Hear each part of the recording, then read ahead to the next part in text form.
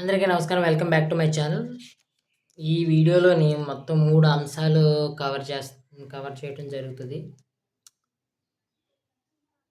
ఆహ్, పిఠాపురానికి సంబంధించి రీసెంట్‌గా పవన్ కళ్యాణ్ గారు వెళ్ళినప్పుడు అక్కడ ఒక హార్బర్‌కి సంబంధించి చిన్న ఇష్యూ వచ్చిందని చెప్పారు కదా! ఆ ఇష్యూకి సంబంధించి, అలాగే కాకినాడ సెజ్ సమస్య గురించి, అలాగే పంచాయతీలో పవన్ కళ్యాణ్ గారు తీసుకొచ్చినటువంటి కొన్ని ఆహ్, ఇంపార్టెంట్ అప్డేట్స్ లేదా సంస్కరణల గురించి మాట్లాడుతూ, ముందుగా మనం పురానికి సంబంధించి ఈ బోట్లు దెబ్బతింటున్న కారణంగానే ఆహ్, అది పవన్ కళ్యాణ్ గారి దృష్టికి రావటం జరిగిందనేది మనకు తెలిసిందే.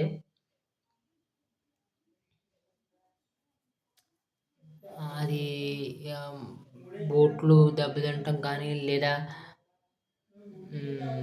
ఏంటంటారు, ఆ నెట్లు దెబ్బతింటమా కానీ, దానికి సంబంధించి డిజైన్ వల్ల చాలా ఇబ్బంది అవుతుందని అక్కడ చెప్పడంతోనే ప్రస్తుతానికి వారికి ఒక శాంతనం కూరే విధంగా, లేకపోతే ఒక రిలాక్సేషన్ కోసం అని చెప్పి ఒక 72,00,000కి సంబంధించి పరిహారాన్ని రిలీజ్ చేయడం జరిగింది. అయితే ఇక్కడ ఒక వ్యక్తిని తీసుకువద్దాము. ఎవరంటే దాడిశెట్టి రాజా గారు. ఆయన ఏమంటాడంటే, మత్స్యకారులకు సంబంధించిన సమస్యను సాల్వ్ చేసేయడానికి 100 రోజుల సమయం ఎందుకు? 7 రోజుల సమస్య సాల్వ్ చేసి పడేస్తే సరిపోద్ది కదా! అంటాడు ఆయన. మరి ఏ రకంగా ఆయన ఎమ్మెల్యే అయ్యాడో, లేకపోతే మరి ఏంటో నాకు అర్థం కాని పరిస్థితి. అదే నిజం అనుకుంటే, మరి ఇప్పుడు దాకా ఈళ్ళు పీకిందేంటి? మత్స్యకారులకు సంబంధించి ఏ రకంగా వీళ్ళు సహాయం చేశారు? ఈ ఈళ్ళు ఏం చేశారసల? ఆ! మత్స్యకారుల సమస్యను సాల్వ్ చేయడానికి ఈళ్ళేం చేశారు? అసలు పర్యావరణాన్ని పోగొట్టడానికి ఈళ్ళేం చేశారో కూడా చెప్పాల్సుంటది.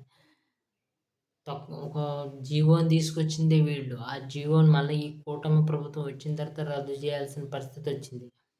హ్మ్. నిబద్ధతగా పనిచేసుకుంటూ పోతుంటే 100 రోజులెందుకు? 7 రోజుల్లో అయిపోద్ది, 10 రోజుల్లో అయిపోద్ది. హ్మ్. ఇలాంటి ని పిచ్చి పిచ్చి మాటలు మాట్లాడితే మరి చాలా చిరాకుగా ఉంటది. అది అర్థం చేసుకొని చాలా అందంగా మాట్లాడుకుంటే, అందంగా విమర్శించుకుంటే చాలా బావుంటది మరి. లేని పక్షంలోని ఇప్పుడు ప్రజలు ఎలాగా దూరం పెట్టారో, ఆ తర్వాత కూడా ప్రజలు ఇంకా అలాగే దూరం పెడతాం జరుగుద్ది. ఇంకా కాకినాడ సెజ్‌కి సంబంధించి 2004 ఆర్ 2009లోని మొత్తం ఈ ఇండస్ట్రీస్‌ని కట్టడానికి అని చెప్పి 10,000 ఎకరాలు తీసుకోవడం జరిగింది. అందులోని 2,180 ఎకరాలకు సంబంధించిన రైతులు అప్పుడు ఇవ్వడానికి ఇష్టపడలేదు. కానీ కొన్ని ఏదో కారణాల చేత లేపోతే తీసుకుంటం జరిగింది. అది మరి బలవంతంగా తీసుకున్నారా? ఎలా తీసుకున్నారో తీసుకున్నారు. దానికి సంబంధించి ఇప్పుడు పవన్ కళ్యాణ్ గారు ఒక ముఖ్యమంత్రి గారితో మాట్లాడి జీవోని రిలీజ్ చేసి ఈ 2,180 ఎకరాలను తిరిగి రైతులకు ఎటువంటి రెవెన్యూ చార్జెస్ లేకుండా వారికి తిరిగి ఇప్పించే ప్రయత్నంగా ఒక జీవోని రిలీజ్ చేయడం జరిగింది. దీనికి సంబంధించి 2018లోనే పవన్ కళ్యాణ్ గారు వీరి దగ్గరికి వెళ్ళి ఒక మీటింగ్‌ని ఏర్పాటు చేసి, ఆ మీటింగ్‌లోని పవన్ కళ్యాణ్ గారు వాళ్ళకి నేను ఏదో ఒక రకంగా దీనికి సంబంధించి ఒక పని చేసే పద్ధతి నేను చూసుకుంటానని చెప్పడం, హామీ ఇవ్వడం జరగడంతో పవన్ కళ్యాణ్ గారు ఇచ్చిన మాటను నిలబెట్టుకొని ఈ ఈ కాకినాడ సెజ్‌కి సంబంధించి 2,180 ఎకరాలను తిరిగి రైతులకు ఇవ్వడంతో రైతులు చాలా ఆనందంగా ఉన్నారు. ఆనందంగా ఉన్నటువంటి కొన్ని ఇంటర్వ్యూలు, లేపోతే వాళ్ళు మాట్లాడిన చాలా విషయాలు చాలామంది ఇంటర్వ్యూ చేస్తూ పవన్ కళ్యాణ్ గారికి కృతజ్ఞతలు చెప్తా ఉన్నారు. అలాగే ఇంకా పంచాయతీకి సంబంధించి క్లస్టర్ విధానాన్ని తీసేస్తూ మొత్తం దాదాపుగా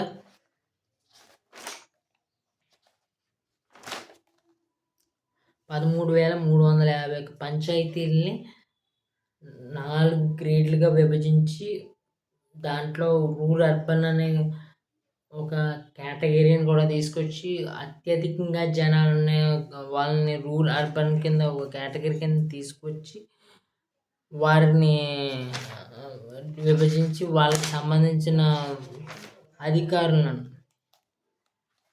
అంటే ఫర్ ఎగ్జాంపుల్ మీకు పారిశుద్ధ్యంగా కానీ త్రాగునీటికి కానీ గ్రామీణ ప్రణాళిక విభాగం కానీ వీధి లైట్ల విభాగం కానీ ఇలాగ ఇంజనీరింగ్ రెవెన్యూ ఇలాగ రకరకాల విభాగాలను ఏర్పాటు చేసి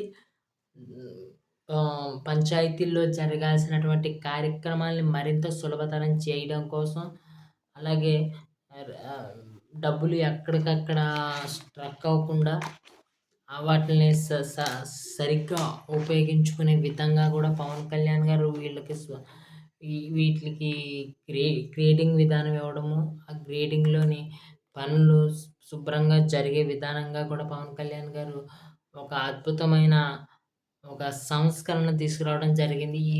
ఈ సంస్కరణ దాదాపుగా 48 ఇయర్స్ తర్వాత ఇలాంటి సంస్కరణ తీసుకురావడం అనేది కూడా ఒక ప్రథమమైన ముఖ్యమైన పాయింట్‌గా కూడా చెప్పుకోవచ్చు. సో, పవన్ కళ్యాణ్ గారు ఎప్పుడు ఎలాంటి కార్యక్రమాలు చేస్తారో మనందరికీ తెలిసిందే. ఎంత ఇంపార్టెంట్ కార్యక్రమాలు ప్రజలకు ఉపయోగపడే కార్యక్రమాలు చేస్తారనేది మనకు తెలిసిందే. దీన్ని ఉపయోగించుకుంటూ మరింత గ్రామీణ అభివృద్ధి జరగాలని, అది ఏ రకంగా కళ్యాణ్ గారు ప్లాన్ చేయబోతున్నారనేది మనం ఫ్యూచర్‌లో డెఫినెట్‌గా చూస్తాం. అది ఎలా ఉంటది ఏంటనేది మరిన్ని అప్డేట్స్ ద్వారా లేకపోతే మరిన్ని సంస్కరణల ద్వారా మనకు తెలిసే విషయం. ఆ విషయాన్ని డెఫినెట్‌గా మనం వచ్చే రాబోయే వీడియోలో మాట్లాడుకుంటూ నా వీడియో కనుక నచ్చితే లైక్ చేసి, షేర్ చేసి, సబ్స్క్రైబ్ చేసుకోండి. Thank you.